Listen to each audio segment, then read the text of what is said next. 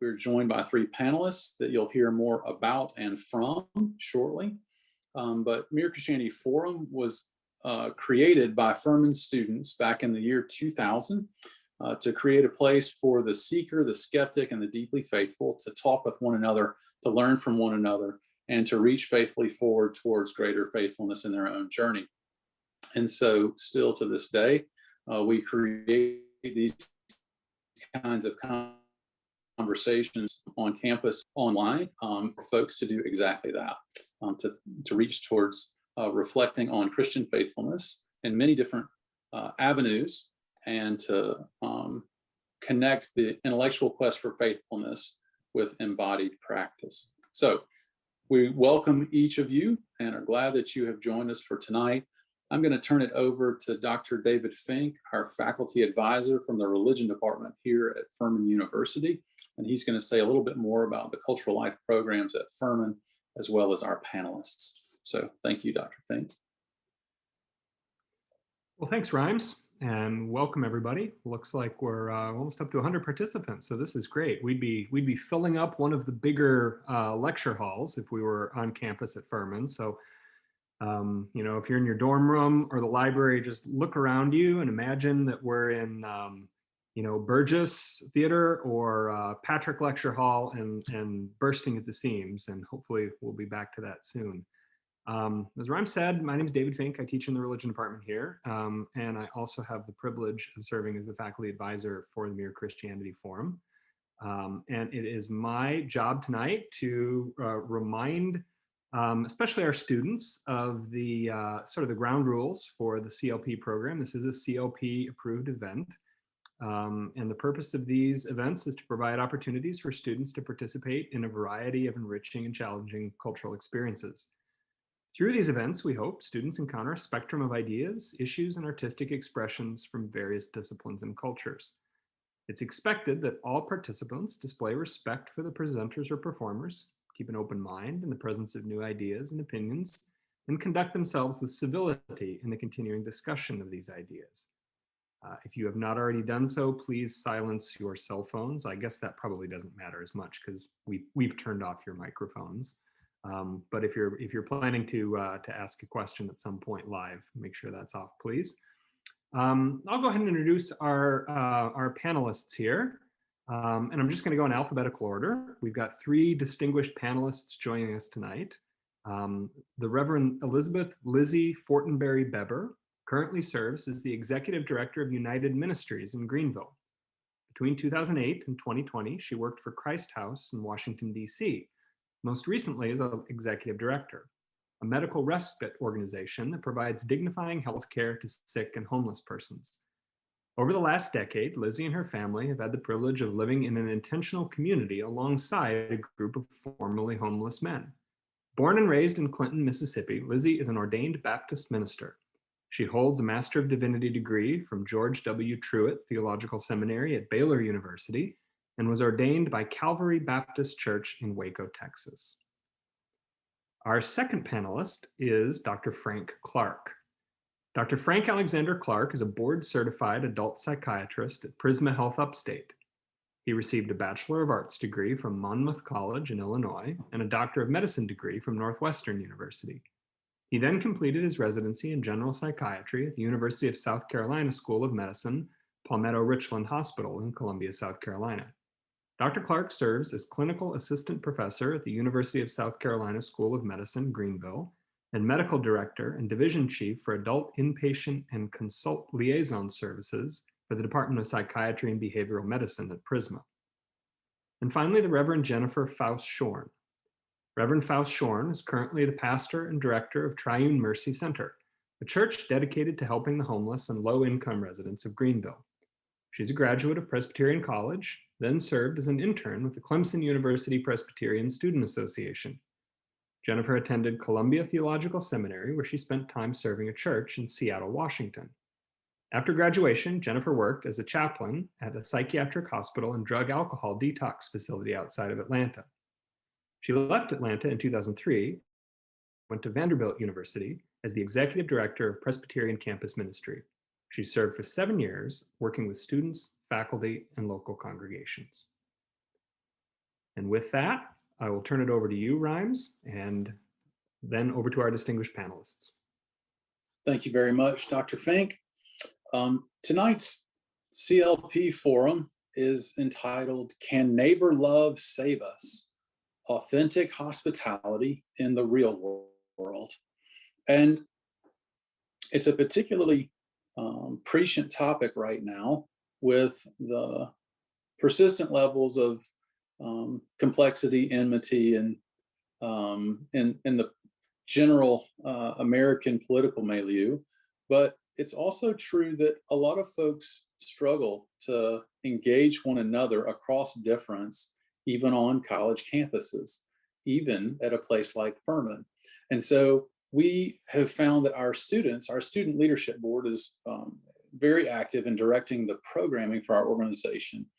And they read a book that we'll reference later about authentic hospitality, and felt like they wanted to go deeper and wanted to connect with respected professionals in our community who are embodying authentic hospitality. And so that's why we are here tonight with those that we have gathered with. So thank you all for joining us. If each of you could take a few minutes and just share with us about your kind of vocational location, vocational context, if you will, and just a bit about why you were willing to or interested in participating in this panel discussion about whether or not neighbor love can save us, and whether or not and about authentic hospitality in the real world. So I'd like to ask Reverend Faust-Sheorn to kick us off, if you would. Thank you, Rhymes and Heather and Dr. Fink and everyone for having me tonight. I'm excited to be here. I just began at Triune at the end of July during this pandemic. So I have yet to fully meet the congregation. I don't know a lot of the parishioners. So it's just a really weird time, as you all know well. And I was thinking about hospitality as I was thinking about this pandemic, and how a lot of my sadness of this weird time has been, there are some creative things you can do, but beyond that in flesh connection, person to person, I really miss right now, which is a big piece of hospitality. In addition to what was said about me, I also served as a chaplain in a women's prison. It's called Metro State Women's Prison in Atlanta, Georgia. And it was there that I first became interested in mental health. Well, actually, before that, working with people experiencing homelessness. And then I went and worked there, and then ended up doing campus ministry, where I found a lot of folks who are longing for authentic community. And so that's why I'm excited to be here. I'm excited that we can talk and have a conversation. I hope you will ask questions and engage as well. Thanks for having me.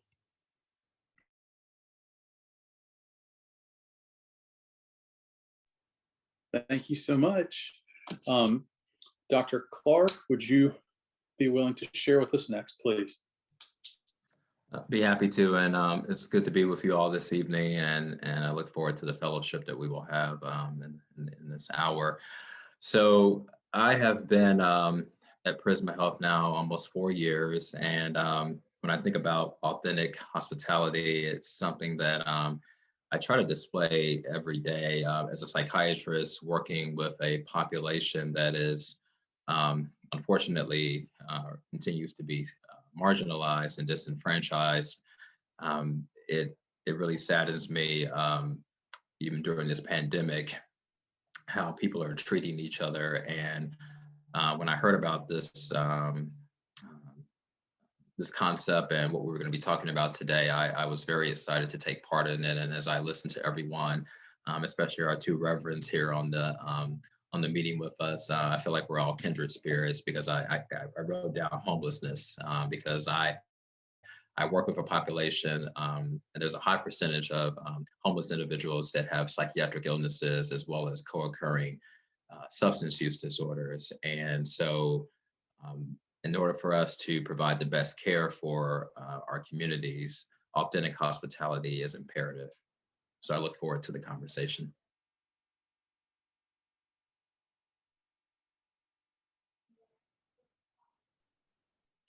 Reverend Bebber, would you be willing to share with us now? Yes, hi.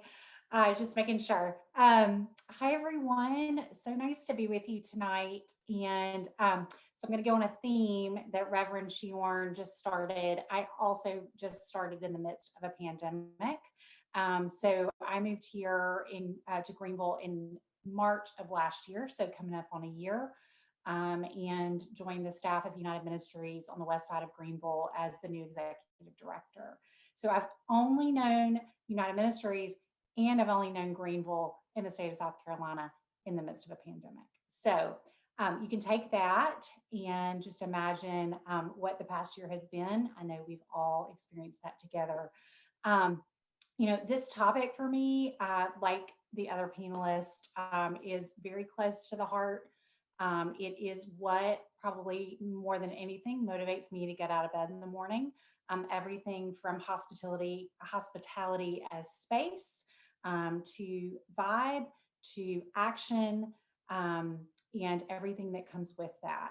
And so I'm super excited to dive into this with y'all tonight. At United Ministries, we're working with people who are, like Dr. Clark referenced, who are currently experiencing homelessness. And those are individuals and also families who are experiencing that. And we work with people all the way to what we hope is lifelong self-sufficiency. So being able to really live a life with basic needs as the starting goal being met. So there's a lot to say about that, but as I was thinking about the questions and in just my life up until this point, knowing that this idea of hospitality has in many ways been what has led me to finding my own vocation, and certainly seeing that as a catalyst for so many others. So I'm excited to begin, and really good to be with you. Thank you so much, all three of you. Just a quick reminder to each of you participating online with us, feel free to drop your questions or thoughts in the Q&A along the way. You don't have to wait until the end to do that. And in fact, it'll help us if you do some of that along the way to prepare for the time that we will open to addressing some of your questions or thoughts later in our experience this evening. So go ahead and get cracking on that as we go, please. I'll also give us some questions here and there where we would like to hear from each of the three of you, and then we'll have some other questions that are sort of, if one or more of you would like to take that question, so to speak, feel free to do so. And there's not a right or wrong about how we do any of that, but at least for some of these, we would like to open up to each of you to all take time to answer. And this is one of those questions. How would you define authentic hospitality, and how has that definition or understanding maybe evolved for you? Not a giant explanation here, but a couple of points along the way, perhaps personally, spiritually, or professionally, that have shaped your kind of working definition of authentic hospitality.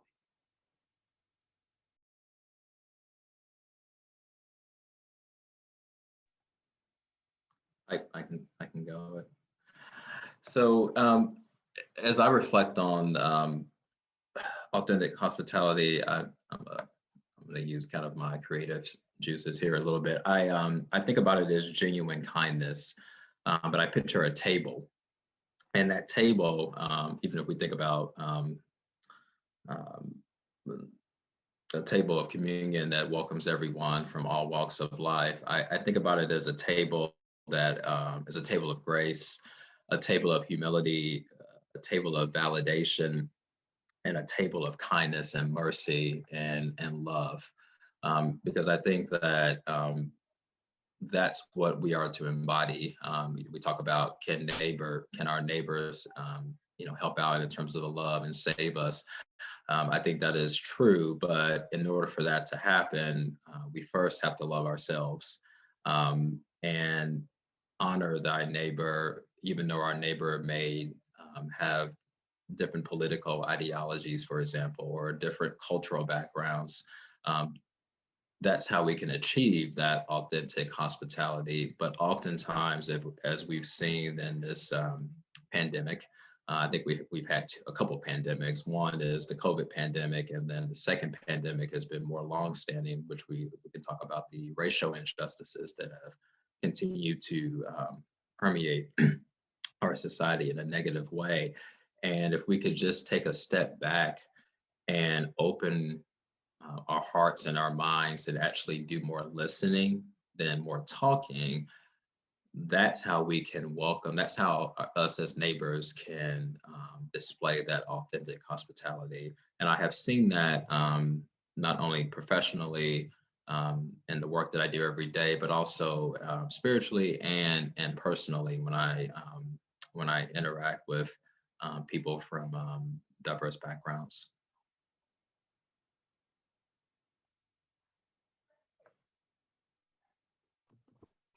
I can speak just to follow that. The two things that I really think capture hospitality authentically for me are the words belonging and the word awareness.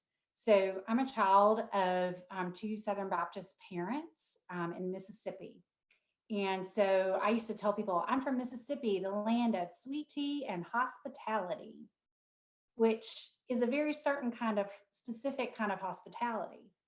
In a lot of ways, especially as a female growing up in the South, that looked like making people feel welcome in my home and creating nice meals, which I think are very valid. And I love the idea of the table.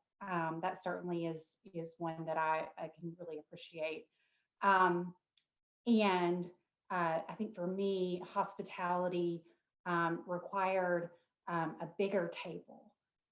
Where there were spaces for more. So going back to the belonging piece, and sometimes there's a lot of work that has to go in within ourselves, as well as the communities that we're a part of, to really think about what does that belonging look like? Who isn't at the table? Who is at the table? Where are they seated? Do they have what they need? And then that awareness coming in to always be thinking about what's going on.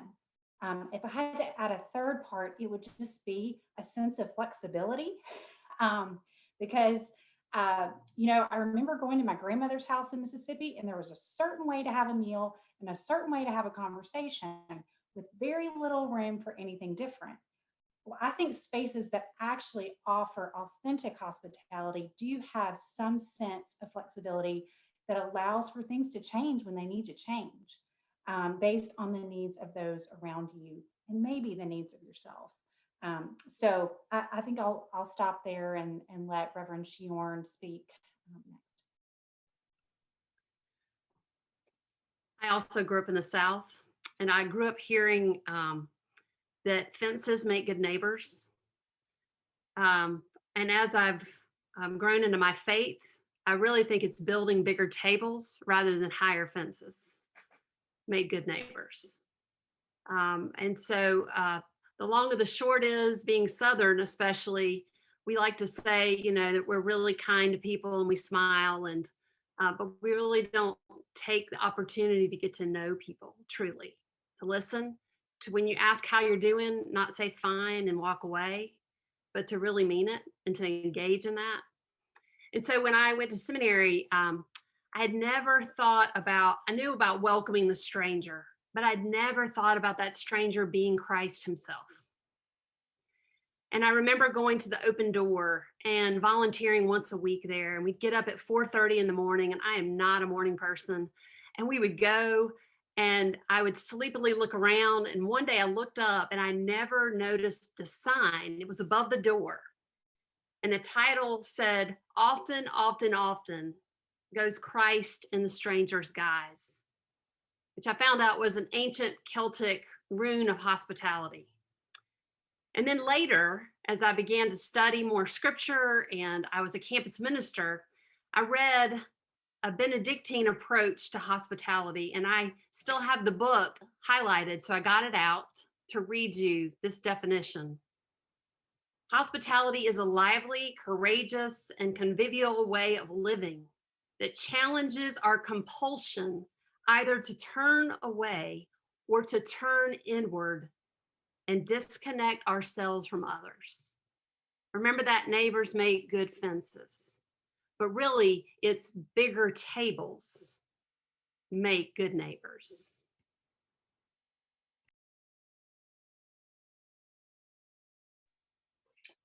Thank you all. I'm actually going to pick up on the quote you just shared with us there, where it was mentioned that it is a way, that authentic hospitality is a way of living.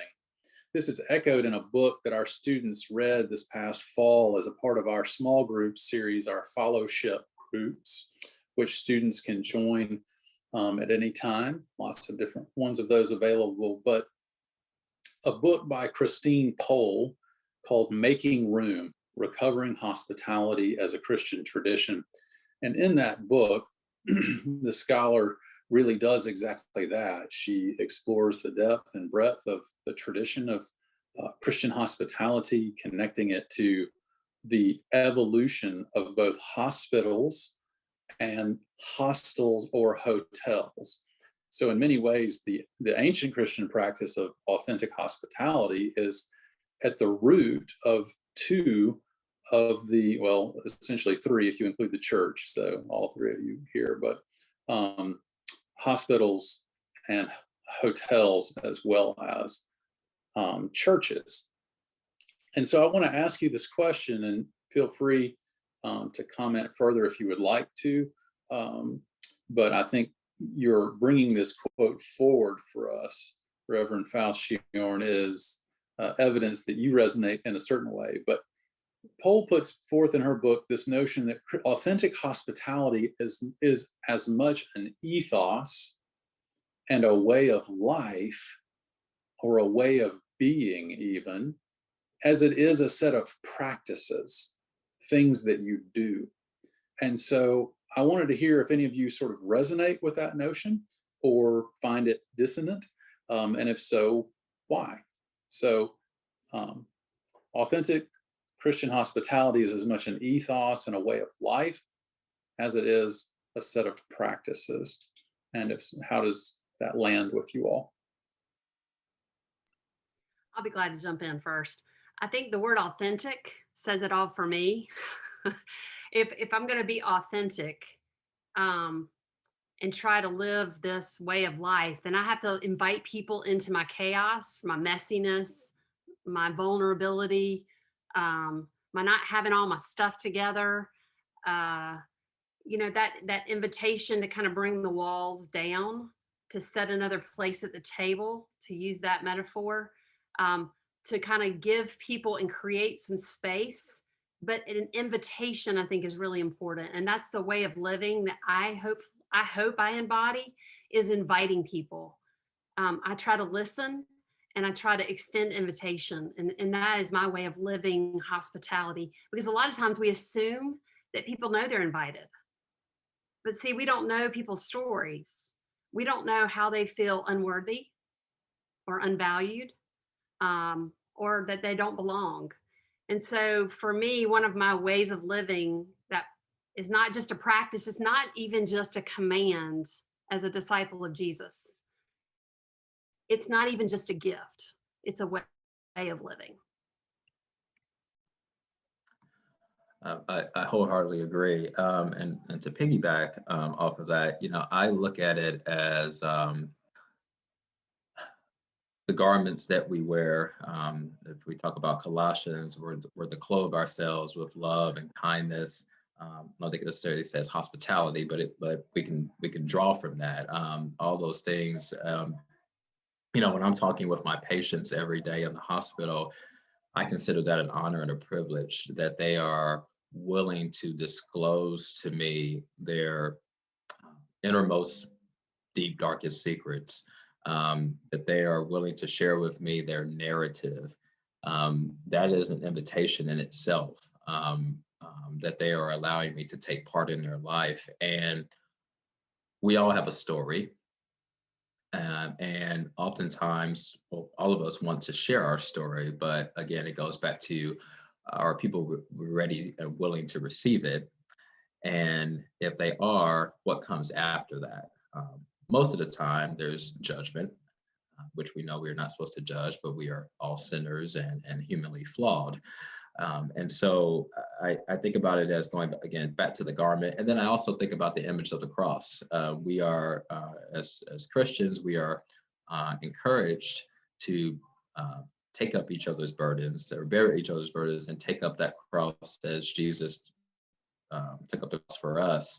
And so when I think about authentic hospitality and the Hippocratic oath that I took, I think about it as bearing one another's burdens, taking up that cross, and making sure that every day that I go into my faith closet, so to speak, and put on those garments, that I'm approaching each day with garments that are going to be inviting to the people that I'm going to encounter, and that they know that that I'm open and ready to listen to what they have to share with me.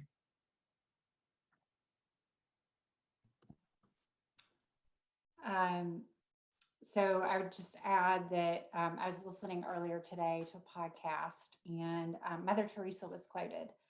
And the quote is, "The problem in the world is that we've forgotten that we belong to each other. How do we imagine a level of compassion where no one is standing outside of the circle?"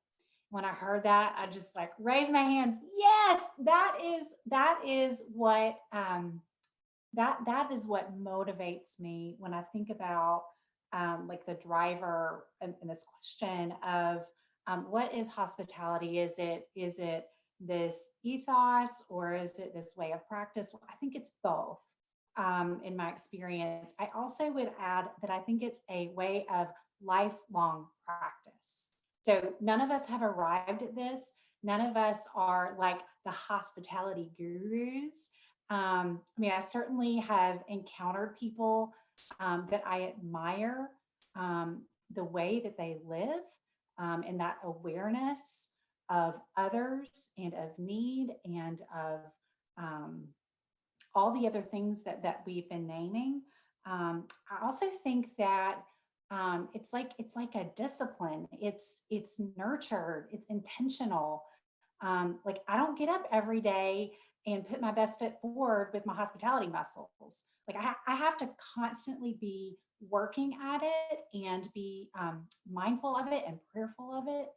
And so, I think it's something just like other areas of our life that we are in continual conversation with the Spirit of God. That is, I think hospitality is a part of that. That it's always being developed and nurtured in process.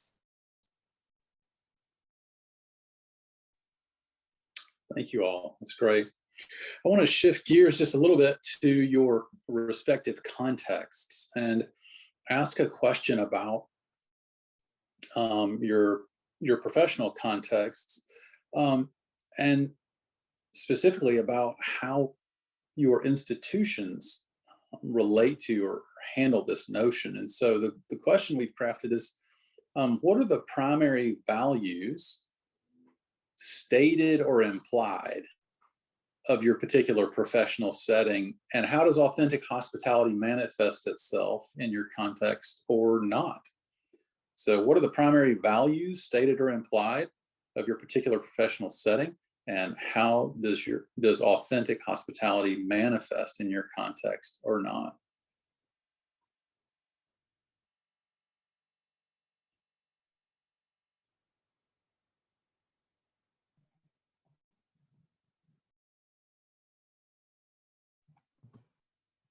I can go.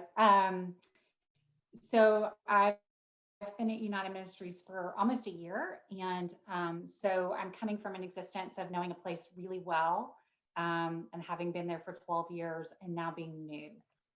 So I think there's a certain element of newness that gives you more objectivity. And it's been interesting to watch an agency that's over 50 years old to respond and transition in the midst of this pandemic. And Dr. Clark, thank you for just acknowledging and naming that we are in the midst of more than one pandemic. We certainly, that is very close to our work.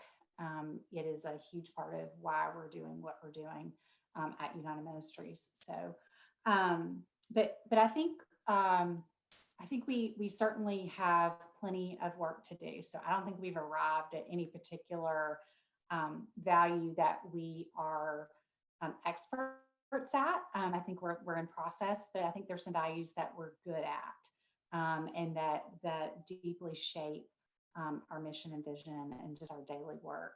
And one of those is really a belief in the dignity of people. And for me, that is a deeply spiritual belief. And I share that with many of my colleagues and really with many members of the community who come alongside us. I think about, some of you may know that we have one aspect of our work is an emergency shelter for families.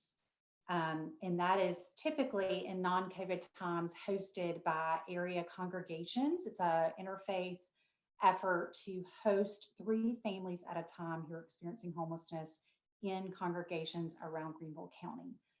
And we are obviously not operating that as we normally would right now because of COVID.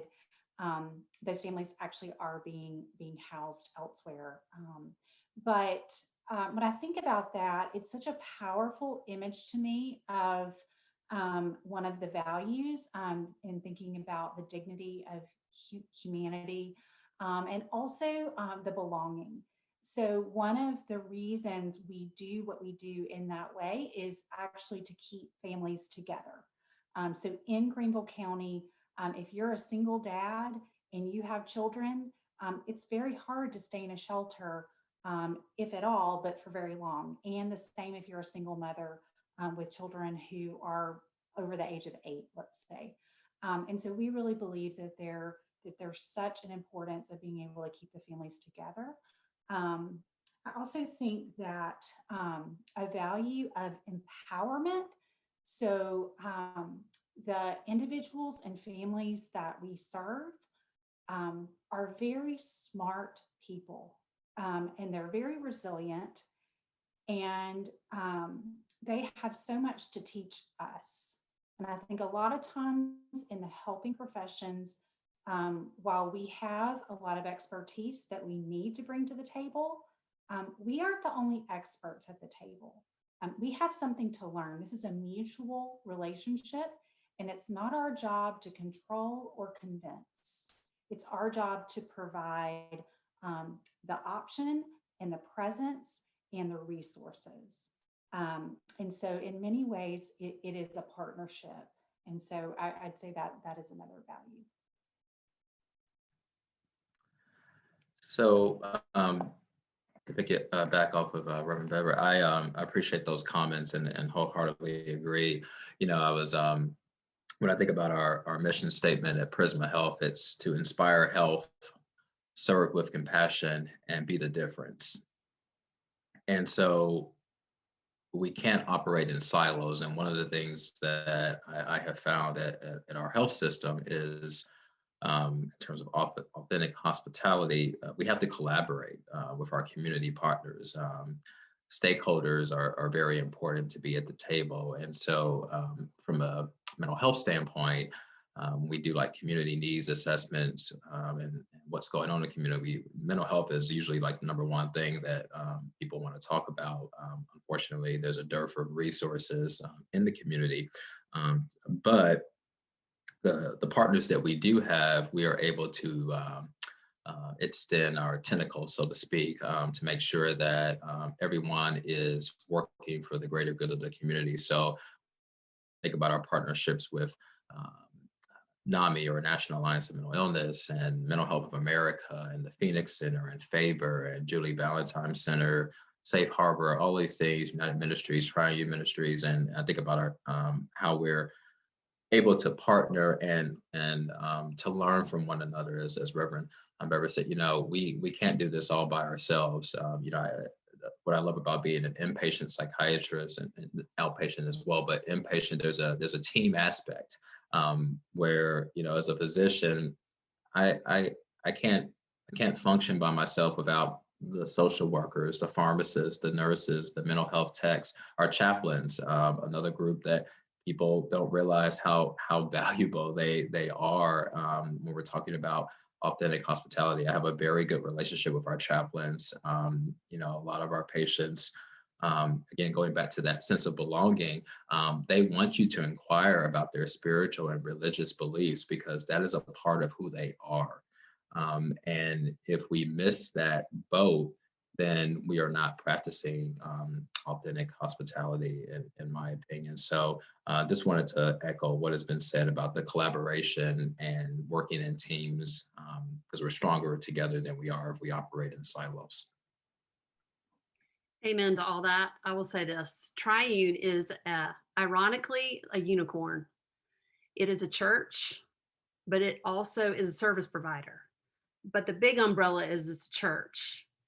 And our mission at Triune is to share Christ's love by providing meeting physical needs and providing life-changing opportunities to the disadvantaged. And what that means is that we meet people where they are. What that means is that we put on our bulletin every Sunday, you are a child of God and you belong here. What that means is that we share a meal together, we break bread together, we worship together. One of the things about hospitality, authentic hospitality, is you can't always play the role of the host. There's the role of the host and there's the role of the guest. We don't call the people we serve guests, we call them parishioners, because we're a church. That's a fancy word for people who come to a church. And what we do is in this meal, we invite everyone to come and eat together. Now, during the pandemic, we haven't had a hot meal. We usually do 4 a week, but we've been having churches do bagged meals. But even in those bagged meals, God's love is expressed to our parishioners. But we truly miss being able to sit down at the table, to be fed twice, both at the table for communion and worship, and then at the table in the fellowship hall or the dining hall for community and for relationship building. I will say 2 other quick things. In the world, there's the right to self-determination. And we say that every day at Triune because our parishioners make choices. And sometimes they make really bad choices. And sometimes they make really good choices. But even when they make bad choices, that is their right. And so we try to be a place that's pretty non-judging. We try to be a place that is more than second chances. But it's about God's love and God's grace for others. And the last thing I will say is that my predecessor, Deb Richardson Moore, her vision of the church worshiping people together was that the civil engineer that built the bridge is worshiping next to the guy who lives under the bridge. And then they come and eat together and get to know one another's story. That to me is authentic hospitality. Thank you all.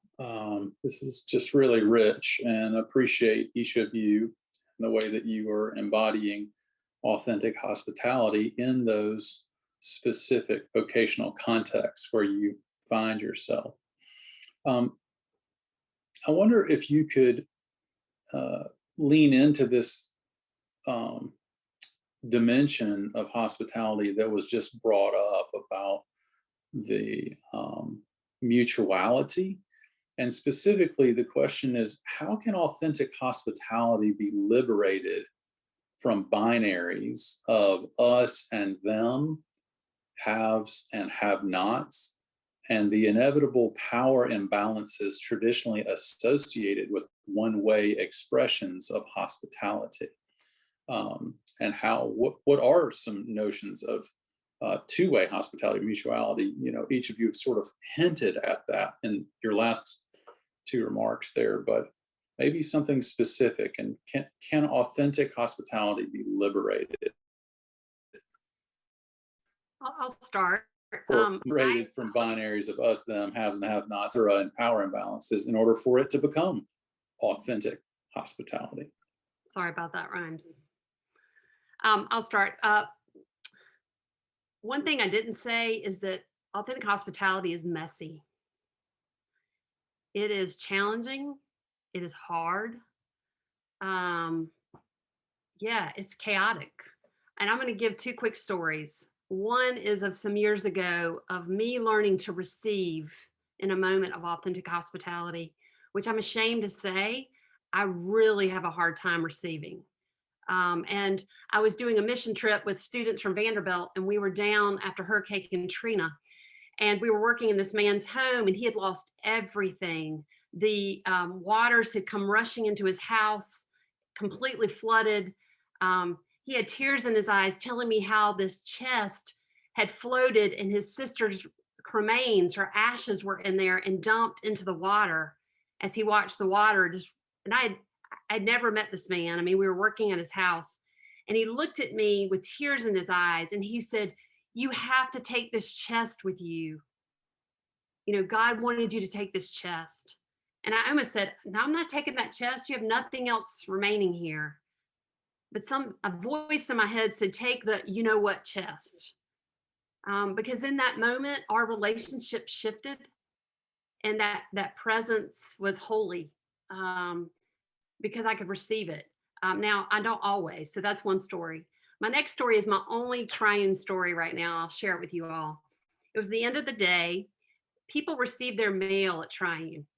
And you all know the stimulus checks had been coming out, and people were waiting on their stimulus checks. And so one day a guy came and he wanted to get his mail, but the mailman hadn't come yet.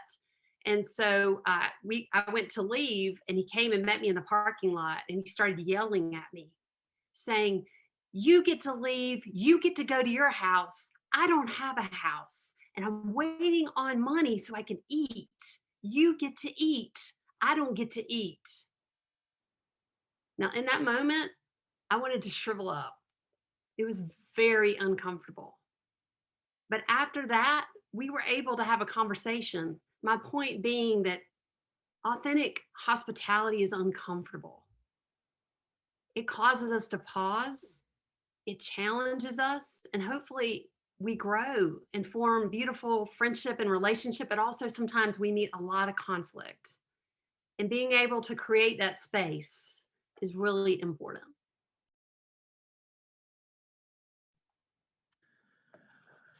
So as I reflect on this question and I think about the verse for today on my Bible app was iron sharpens iron. And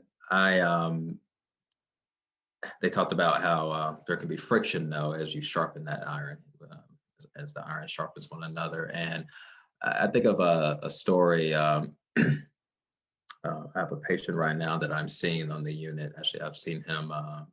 This is his second hospitalization, and I have the honor and the blessing to be his provider.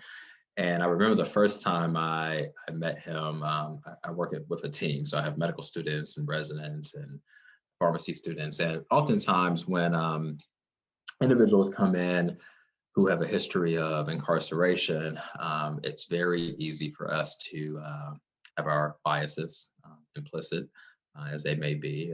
We all make judgments.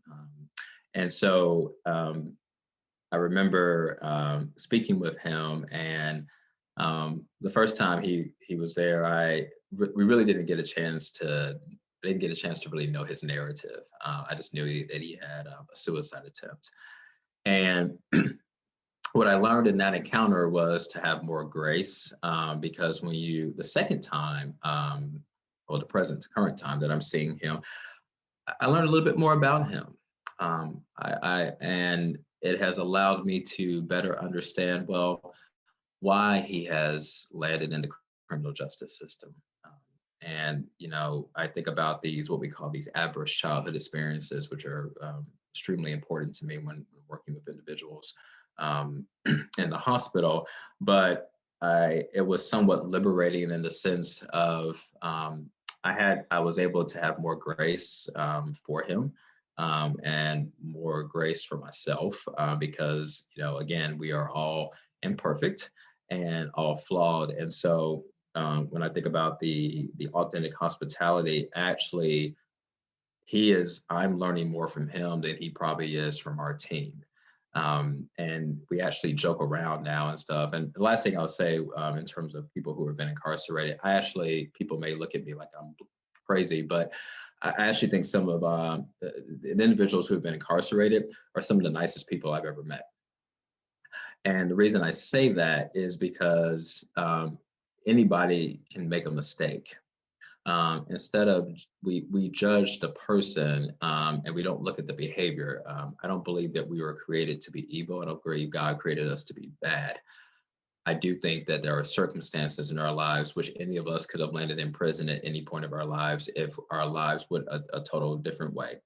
But we forget that. We forget that we are all the prodigal sons and daughters that Christ welcomes home. But we have to be mindful that we need to, again, go back to listening to those stories, and that's, you know, and we can show authentic hospitality when we listen and make sure that we can sharpen one another.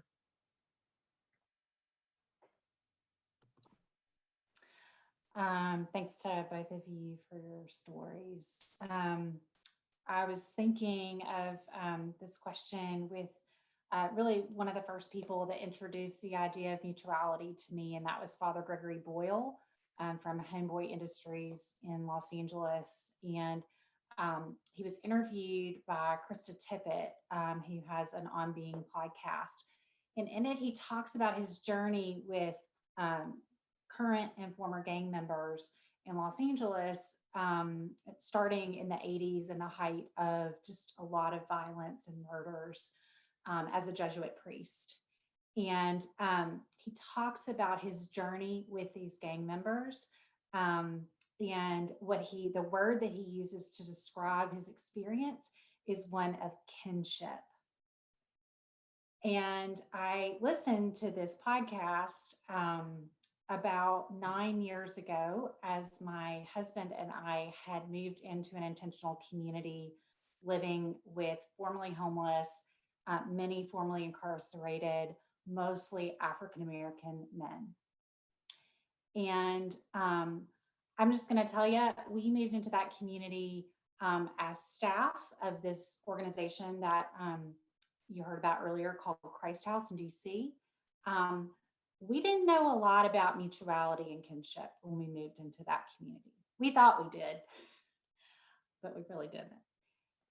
And what we experienced was an invitation from the men who lived there to be in life together. They gave us the invitation.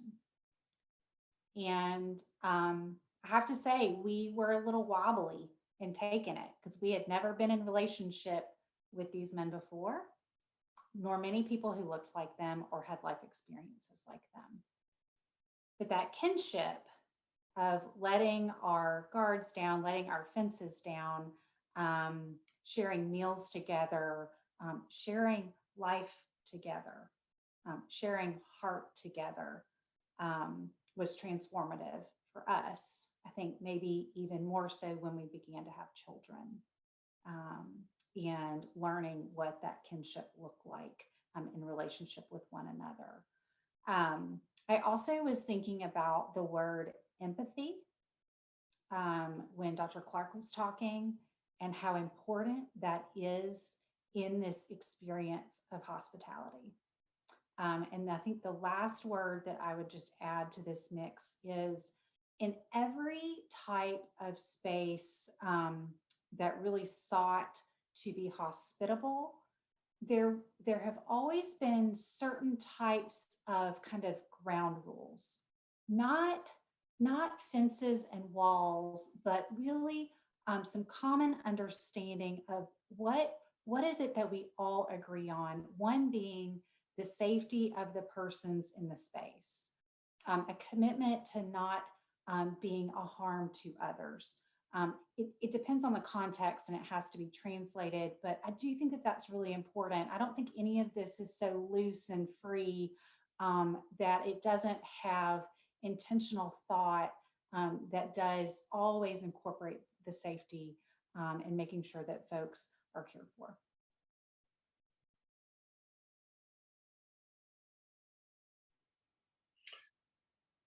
Thank you, guys. I want to pick up on something that Dr. Clark mentioned earlier about the parallel pandemic that has been going on much longer around persistent racism, particularly in our context here in the Southeast, but certainly across the United States, that has been really prevalently more recognizable in the last half a dozen years or so. And it strikes me as a juxtaposition with the kinds of expressions of authentic hospitality each of you have been describing, messy though they may be sometimes.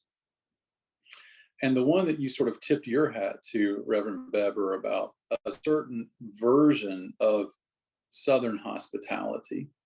And there really are competing notions and visions of hospitality, and some of them are mutually exclusive from one another, or are perhaps even invalid in meeting the mark of authentic hospitality. So I wanted to ask you if you all might share some stories related to, or your own perspective, it doesn't have to be narrative based, but your own perspective around the importance of hospitality in interrupting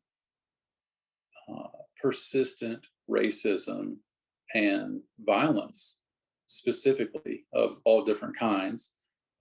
And does authentic hospitality hold or give us hope for interrupting or even dismantling white supremacy and or persistent racism?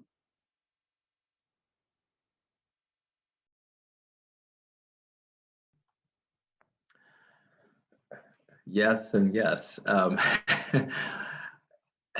wish it were that easy, but as the yes. But yes, I do think authentic hospitality has a role in interrupting white supremacy and racism. But that can only start when we take off or remove what I would refer to as the cataracts from our eyes, as Paul removed the scales, or when God removed the scales from Paul's eyes. Everybody has been persecuted in some way, shape, or form, but yet we all can't get along with one another. And I think it really goes back to, I'm kind of chuckling about this, but in all seriousness, it's very sad when we can't even have a conversation about, which I'm glad we're doing this now in this forum, but you know, I grew up on the south side of Chicago. My mom is a retired Chicago public school teacher. My father was a minister, passed away when I was 20.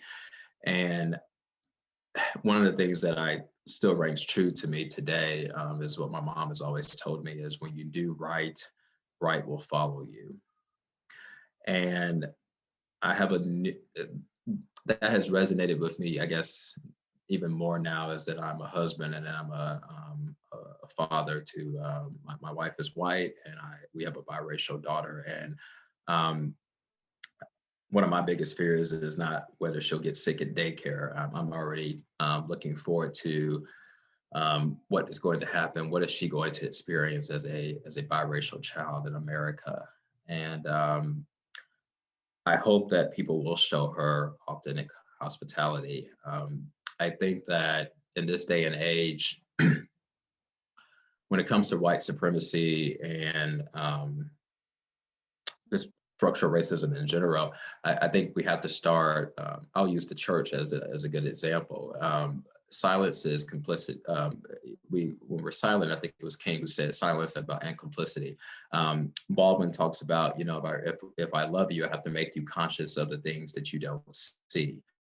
And we're never going to be able to interrupt the 400 years of slavery and the continued bigotry that we see in this country unless we really do some soul searching and take a step back and humble ourselves. That goes back to the table. We cannot call ourselves men and women of faith and of Christ if we are continuing to be implicit and we only speak out when we feel like it's going to or performative. That's the one that comes to my mind. So I think we have to have some honest conversations. We have to do some soul searching, and it's not about pointing the finger. That doesn't get us anywhere. But if we can just sit down, that my favorite phrase to use when I'm talking to my patients is, "Help me understand."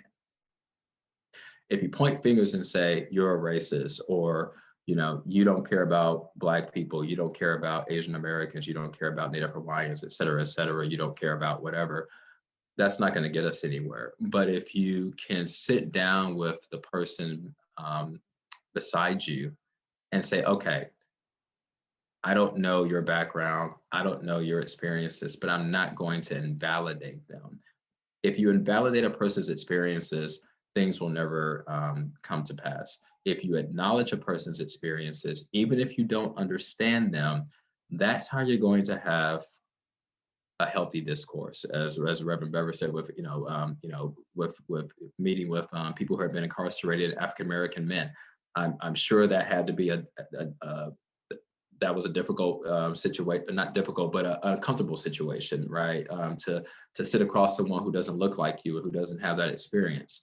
But again, I'm sure things were improved over time because of the listening and the validation. So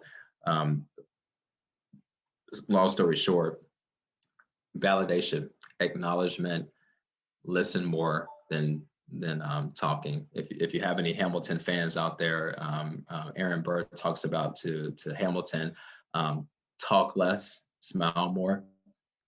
I would agree with that.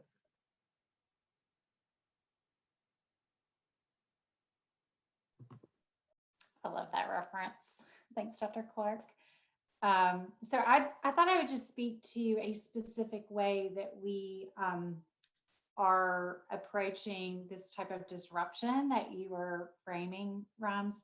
And I do think, I'm not sure I've thought about it in my work this way, but I appreciate the opportunity of it's a way of hospitality interrupting or dismantling white supremacy. So we serve about 5,000 people in Greenville County a year, and 60% of those are African American.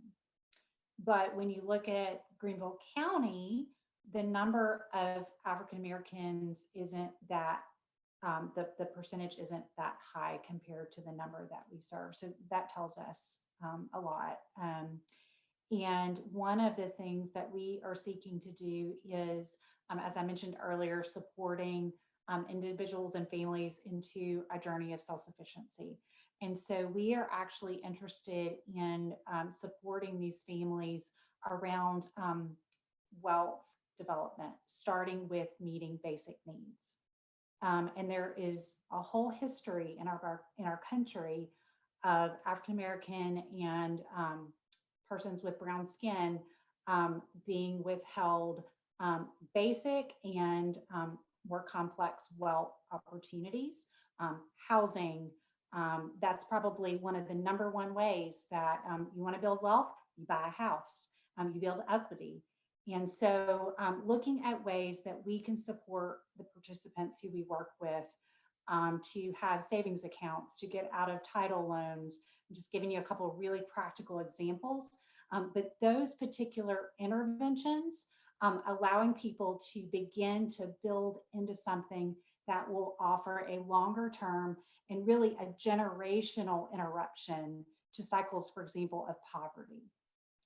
So that is one way that we're doing that. Another way, so I'm going to actually speak to my experience in DC because it was so recent, and something that I haven't done yet because I just got here. But really learned from was actually having men who were in our program in DC, in our housing part of the program, actually serving on the board of directors.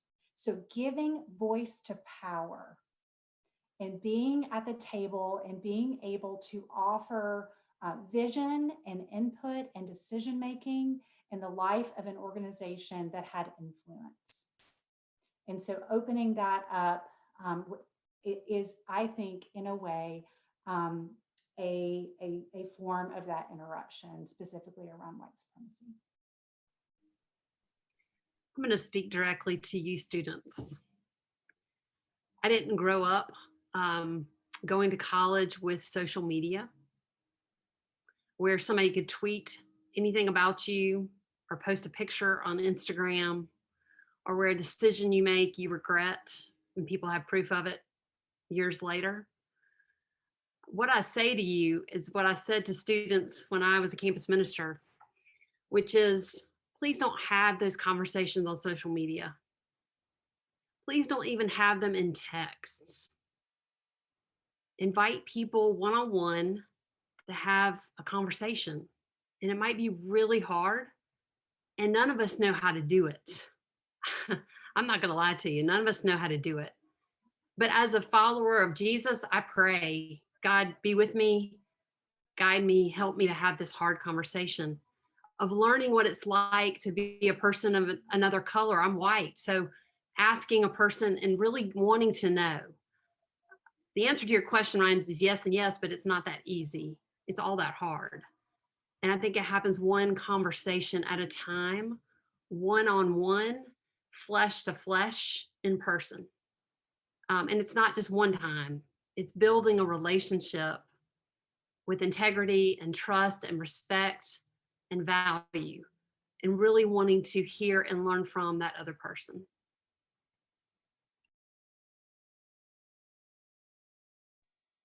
Thank you both.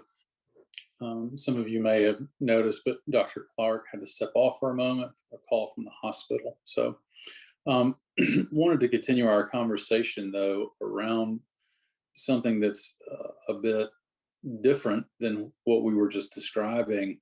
And that is that the church has been largely tasked and in many ways expected to be a practitioner of authentic hospitality.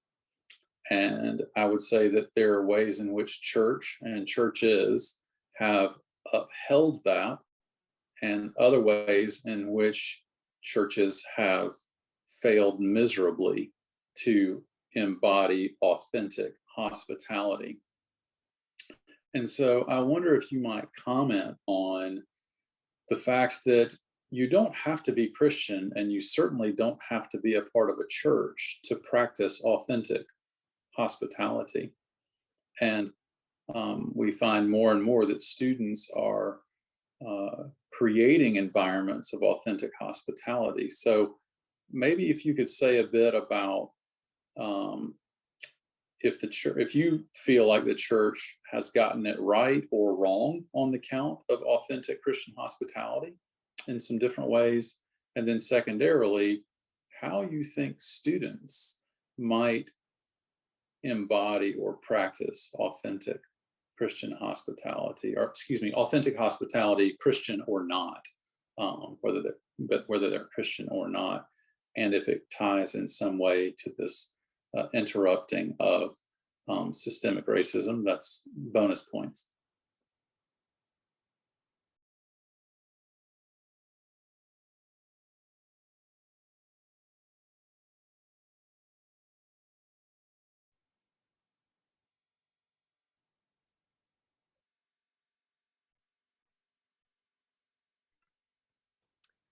I'll go first. I think I may have ended up. Sorry, I think I may have asked 3 questions, so feel free to answer any of them. I apologize. Yeah, sorry. It was sort of like, has the church been able to, in your experience, practice authentic hospitality, or has it failed at that? Presumably, you may have experienced some of each. If you want to comment on that, And then secondarily, do you have to be Christian or to be a practitioner of authentic hospitality? And then thirdly, are there ways that you might commend to students to lean into their own practice of authentic hospitality? So feel free to answer any or none of those. I don't know why I went into a three-part, so I apologize. The first one, I think it's both. I think the church has missed the boat in authentic hospitality and also done it well. I think it depends on the church, the individual church, not the collective church. I think it also depends on how people view scripture and how do they live it out? How do they live it out? And how willing are they to risk messiness in community? So that's a short answer to that. The second one is I don't remember, so that's honest. So I'll skip to the third one. Students, and how do you practice authentic hospitality even if you aren't a believer or any kind of faith? I think first you just go do it. You put down your phone and you have a conversation. You invite someone into that conversation, someone who's different from you, a stranger even. And how do you do that? You like Lizzie said, you kind of fumble your way through it awkwardly, but maybe go in with, really wanting to get to know something about that person, and then see what happens after that conversation. Maybe that leads you to go volunteer somewhere that challenges you, that's a little uncomfortable. Those are my pieces of advice to you, is that you don't have to be a Christian, but you do have to jump in and risk and try doing something that's very uncomfortable, perhaps. Yeah, I would say I would agree with that. I would say reaching across the aisle is important. So I think sometimes we get a little bit too comfortable with the fences that, or maybe that are the gatekeepers. And so, I would embolden students. So depending on what community you grew up in. So unfortunately, so I remember when I was in boarding school, I had one of my classmates came up to me, and he was a white gentleman, and he told me that I was the first Black person that he had ever met. And I thought I kind of laughed because I didn't think he was serious. But then as I got to know him more, he actually was being serious. And I think about that story and others. And so I would encourage people in terms of authentic hospitality. And this is not just about race. I'm just using race as an example here. But if you live in a predominantly white community and you don't see people of other demographics, that's a problem. That should allow you to kind of do some head scratching and say, oh, you know what? I kind of live in this homogenous community. Maybe I need to reach, have some cross-racial relationships or whatever it may be. It would be the same if I lived in an all-Black community. Because then if you stay in that community, you become comfortable. And again, you develop these biases, you develop these stereotypes, and we all have them. But I think you can foster that authentic hospitality by getting out of your comfort zone. And a lot of times we want to stay comfortable. One of the last thing I'll say is that a lot of times when I felt out of my comfort zone, but I felt at peace, is when I travel outside of the country. So I've had the opportunity to do some medical missions in Haiti, in Nicaragua, Guatemala, and Zambia. And I realize how blessed I am in a lot of ways, but then I also think about how my brothers and sisters who I engage with, how blessed they are. We think that we have it all figured out here in America, so to speak, and we really don't know what it really means to have faith, and whether you're Christian or not.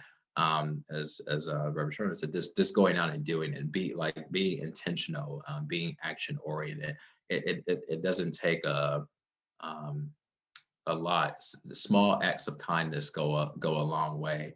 And if you sorry, I said one more last thing, but I want to tie this into, because I think it's pretty amazing. So there's a Black gentleman that, I can't remember his name, but he befriended some of the individuals in the Ku Klux Klan. And he tells about this story, how he met one of them at a bar, and I guess they started talking about things, and they didn't think they would have anything in common, and they both like jazz music, and so they befriend each other. He attends some of their meetings, they have conversations, and this gentleman was very instrumental in helping a lot of the Ku Klux Klan members give up their hoods. So talk about authentic hospitality. I think that's a great example of meeting people where they are and going from there. So I'll just say that I speak about Christian hospitality because that's my context. So I really can't speak on behalf of other faith traditions specifically. But I'll share why I've chosen as an adult to continue in that way. And that's because I really see the message of Jesus being one of liberation. And that is not just specific to him, but it is fully who he, I think, really came to be as God in flesh on earth. And so that's what really draws me to following in my adult life. And thinking about that in the context of hospitality, I think about our own liberation found in relationship with another. And sometimes, we are able to be the liberators, right? Or offer some extension of that. So I've referenced our family's experience of living in this intentional community. It opened up so many things for me personally as then an adult woman from the South that I had not really recognized or grappled with. And so it really, as Brian Stevenson, who leads the Equal Justice Initiative in Montgomery, Alabama, he always talks about getting proximate. So I think when we're proximate to one another, even when we are different or we differ, there are ways to be in relationship that allow us with openness to be affected and to be changed. And so, I hear that in all of our sharing. I would just echo, I assume if you're at Furman, I didn't go to Furman's, I can say this, looking from the outside in, you're probably really smart and you're probably really accomplished and you've probably done really cool things. Furman sounds like a great school. You could probably stay on campus and, benefit a lot, grow a lot, learn a lot. But I think if you only do that in your time at Furman, that you're missing something really incredible. And that's the rest of this community. So as Jennifer and Dr. Clark have mentioned, this idea of getting out and volunteering, we have internships and we'll walk with you. We'll be a conversation partner for you. We'll learn from you and hopefully it will be reciprocal. Giving yourself the opportunity, maybe just to focus on one thing that you want to learn about and that you want to grow in. And the other thing I would say is find your teachers, not just your professors, but who are the people you're reading? Who are the people you're listening to? Where are you allowing yourself to be challenged? And to really look at how can you expand that?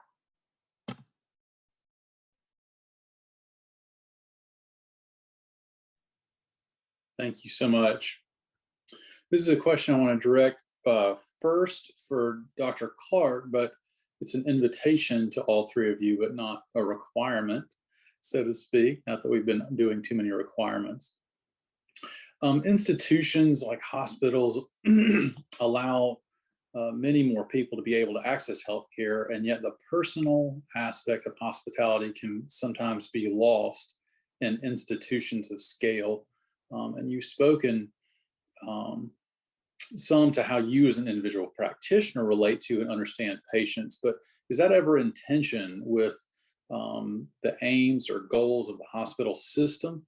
This is really just a question for each of you, but specifically first and foremost for Dr. Clark about this. Is there a tension, and how do you navigate the tension between institutions and interpersonal realities that you live in, specifically around offering or embodying authentic hospitality within that type of institutional structure?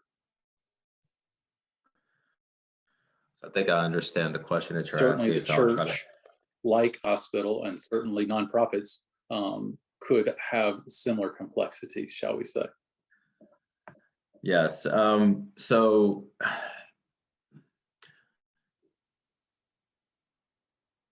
the best way I can address that question, and I don't have my fedora on, but I always joke and say that I wear many hats, literally and figuratively, in the hospital. But one of the hats that I wear is an administrative hat, and so hospitals are a business, and we have to keep the lights on and the power on, right? And things have to run, because if people don't come to the hospital shuts down. So I understand that part of it. I understand why we have CEOs and why we have to look at the bottom dollar, so to speak. On the other hand, I didn't go into the career of business. I went into career of medicine, and first and foremost, my main concern is the community that I'm serving. The question that was raised is a question that I don't know if we'll ever achieve this, but I hope, I pray that one day we will. I think oftentimes as a healthcare professional, we kind of feel like that cog in the wheel, where you're just churning out patients, so to speak. 15-minute med checks, and you can barely get a chance to know how your patient is doing before you have to move on to the next one. And again, I understand the business model, but are we truly extending authentic hospitality if we're treating people like I Love Lucy with the episode? This is before you guys' time on this call, maybe the students, but there's I used to like I Love Lucy. There's a one episode where Lucy and Ethel are in I think they're on the assembly line, and the chocolates are going through. They're trying to package the chocolates, and they can't keep up because there's just so many. The line is going so fast. That's kind of how I feel like medicine goes.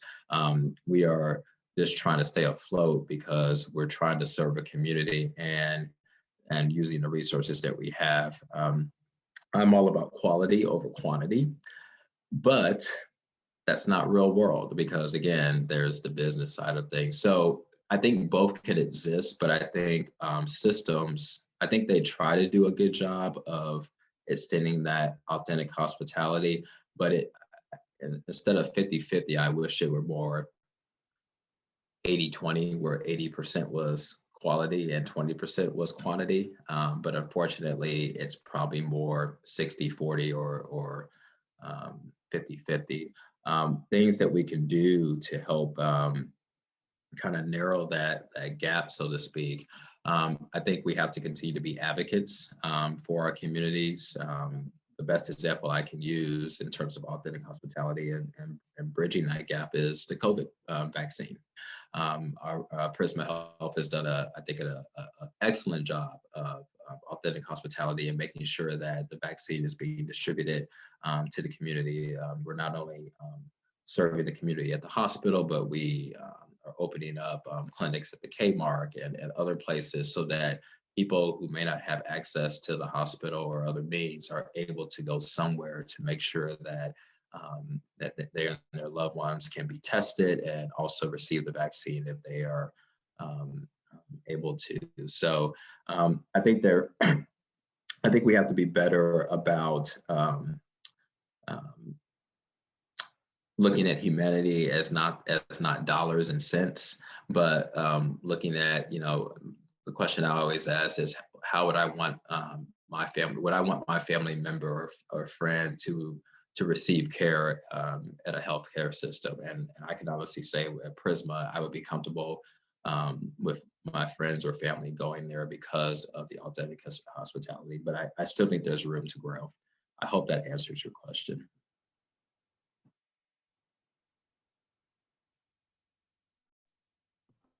I don't work in a hospital, but can I speak to the question just from a general, like a larger institutional sense?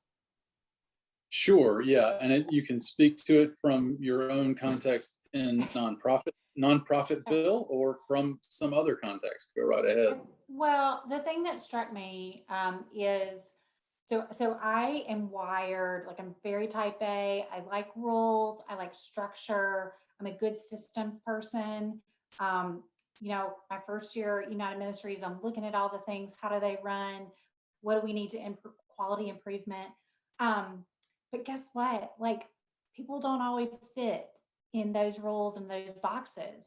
And so, as I've worked with other people who I have come to really admire, in thinking about leadership in particular in this context, one of the things is I think the rules and the boundaries and the service hours are there for a reason, and they're a starting place.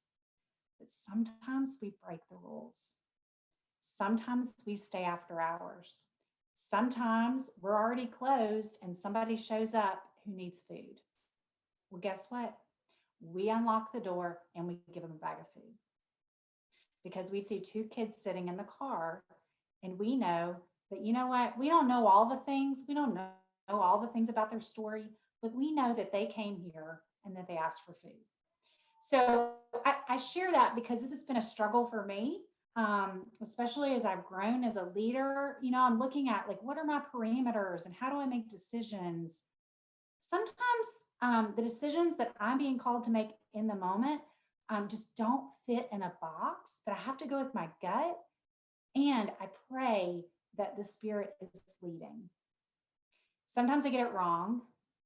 Sometimes I get it right. And sometimes I'll never know. So I thought that would be worth mentioning because I do think that there's a beyond us in some of this, especially as we think about the idea of hospitality. I don't know if this answers the question. I've been talking a lot about relationships with authentic hospitality. One thing that comes to mind, though, in my context is that, and Lizzie's as well, is that we do advocacy work, a lot of it, public policy, we do, you name it, and that is authentic hospitality. It's not relationships, but it's being a voice for the voiceless, or it's being in a position of power to speak on someone else's behalf. And so that is authentic hospitality. And a lot of times that can conflict with not building relationships with individuals.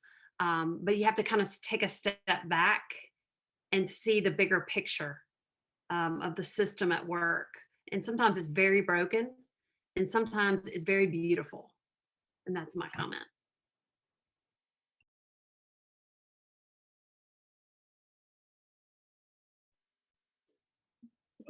A quick question for Reverend Bebber. Could you share a practice or custom from your community experience, your intentional residential community experience in DC, that students might embrace in their own creation of authentic hospitality in the midst of intentional community on campus or with roommates or in that sort of context? That's a great question. Yeah, there are lots of examples. I'm trying to think of maybe an example. I'm first drawn to examples around the table with food. There are lots of meal sharing. But one of the things that our community did was, and this will be familiar, I think, to some of you, and it's actually something that we've continued to do just with our own nuclear family of children, with our children, is when we would sit down for a meal together every week at Christ House, and we would go around and we would share just things that week that we felt like we did really well or that went really well. and then areas where we just kind of fell flat on our face. So some people call those highs and lows, but they were a little more intentional, speaking to like how we were living, and it wasn't meant to be a space of like in the sharing with one another. We really agreed that we weren't listening as judgers, but we were listening as receivers of the information. And so it gave us an opportunity to not be perfect, to share in our joys and our sorrows, areas where we needed to improve, or something needed to change, but just being able to be vulnerable. So that was a really powerful experience, and it happened every week on a Monday night regularly. And I have to tell you, a lot of those weeks I didn't want to show up because, it's just like one more thing. But I do think that the consistency of gathering was really powerful. And especially looking back over 12 years, it was significant. Thank you. Probably a last question here, but are there some recommendations for further reading, exploration, for engaging intellectually in our quest to become better human beings and better practitioners of authentic hospitality in the face of a world that often moves in less than hospitable directions? Yeah.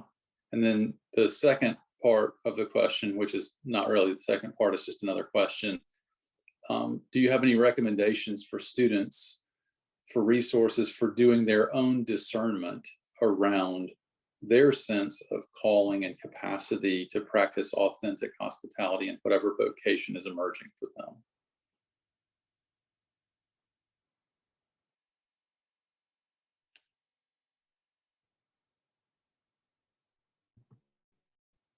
I'm glad to go. Okay. So a couple of thoughts. I actually think that there is a lot of power of an opportunity to either, if you're living in an intentional community at Vista House, or when you graduate, doing a year of intentional community. I saw it year after year after year. We had one in DC, and I did not have that experience as a young adult, but I wish I had. It was powerful, and I'd be glad to talk to anybody about that. There are lots of options just within the United States. I'll just share a couple of my spiritual teachers that I look to, both for vocation, just as well as general direction. Howard Thurman, probably my top person of the faith that I go to often. He is deceased, but he is with us, and his words are powerful. I also just often Father Richard Rohr, and I'll just throw this one in there. Sumach Kids, Dance of the Dissident Daughter.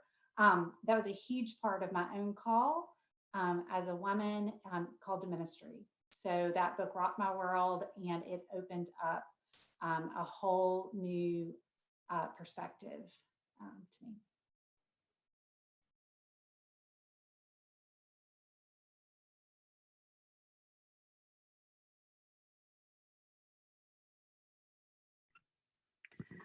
I'll just recommend the one that I read from earlier, which is called Radical Hospitality, Benedict's Way of Love. It's just a great dive into, the adjective's radical, but it could be authentic as well. You could interchange those two.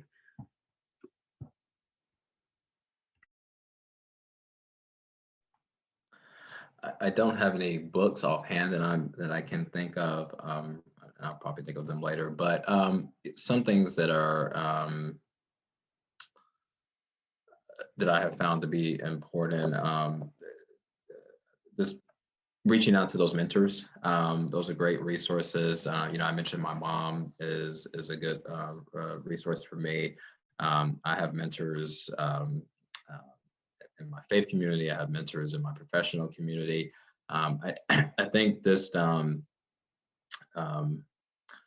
Well, actually, I'll say the elderly. The elderly are very wise. Oftentimes, they are the forgotten individuals in our society, because I think generations, these current generations, don't really appreciate the wisdom that our grandparents and great grandparents and other people have. So I would say take the time to talk to the elderly in your communities. Talk to them about their stories, their wisdom. They have a lot to share if we're willing to listen. Some of the best conversations I've had, when I think about some of my patients, are with folks that are definitely years ahead of me in every way, but they have a lot to say. And it really helps me reflect on what's important. Quick story for you. I like stories, if you can tell, but quick story. So I was covering for a colleague on the geriatric, a colleague who's a geriatric psychiatrist a couple weeks ago, and she was on vacation. And so I had the opportunity to meet one of her patients who was coming in for depression. And I only saw her for a couple of days, but I'll never forget the encounters that we shared. It was very powerful. And it makes me think of authentic hospitality. One of the things that she kept saying to me was that the joy in her life would just be to be on the beach with her grandchildren.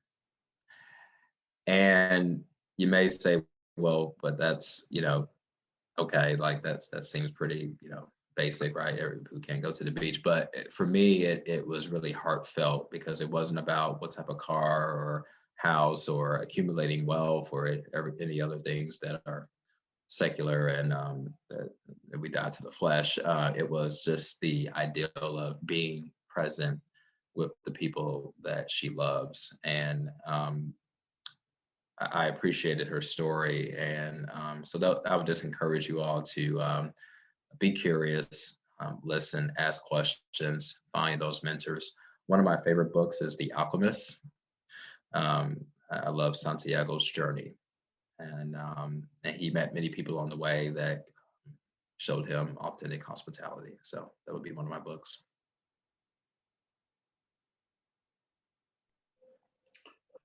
Well, our time has come to a close, and I just want to express on behalf of Mere Christianity Forum and Furman University, and certainly all of those who are gathered on our webinar today that can't come up and shake your hand afterwards and talk to you for another hour and a half and keep you from your respective household and families any longer than we already have. But we really appreciate your generosity of spirit and the deep wisdom that each of you has shared with us tonight about the importance of the cultivating the practices and an ethos and a spirit and a way of life related to authentic hospitality. So thank you to each of you. And I'll just selfishly take a moment to say, this summer, like other summers, we have a residential-based internship program called the Servant Scholars Program, and there's a link to it, I think, in the Q&A or the chat. And it's just servantscholars.org. And there are actually Furman Fellowship Awards that can cover you if you would like to do an internship in any of the contexts where these folks serve and work. We've had interns in each of these contexts from Furman in years past. So we'd love to help you as students explore working with these folks in their respective contexts here in Greenville County, serving folks in Greenville County. So you can learn more at servantscholars.org. You live in intentional Christian community here at Vista House, and you work in internships all summer, and you read books together and have dinner dialogues with folks like these three people. And then also, if you're looking to live in intentional Christian community, you can do the same here at Vista House, which you can find at vistahouse.org. It's about the last approved off-campus living experience anymore because it has a curricular component. So vistahouse.org is where you can find an application to live in a Christian community. as an undergraduate here or as a young graduate here. So that's a little bit about us. Thank you all so much for being with us tonight. Go in peace and have a great night. Blessings to each of you.